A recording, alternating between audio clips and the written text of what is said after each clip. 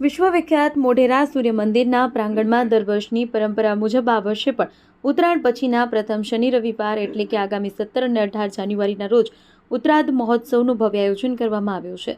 ભારતીય શાસ્ત્રીય સંગીત અને નૃત્યની ધરોહરને જીવંત રાખતા આ મહોત્સવમાં વિશ્વવિખ્યાત દેશ વિદેશના નામાંકિત અને લબ્ધ પ્રતિષ્ઠિત કલાકારો પોતાની કલાના કામણ પાથરશે। તરોઈ રેન્જ ફોરેસ્ટ વિભાગ દ્વારા વન્યજીવોના શિકાર સામે લાલાક કરવામાં આવી છે।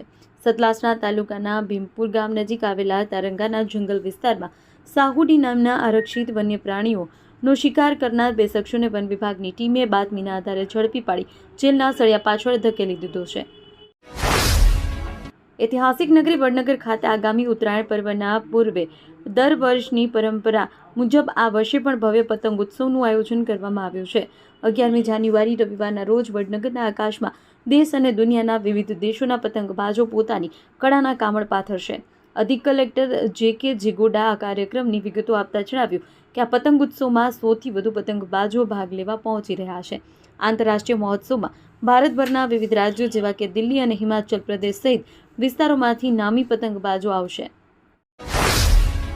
ગુજરાત હાઈકોર્ટમાં મહેસાણાથી એક જાહેર હિતની અરજી દાખલ કરવામાં આવી છે, જેમાં ટીપી સ્કીમના અમલની માંગ કરાઈ છે। જે મુજબ મહેસાણા નગરપાલિકાએ વર્ષ 2002માં રોડ પહોળો કરવા વળતર ચૂકવી જમીન લીધી હતી, પણ રોડ પહોળો થયો નથી।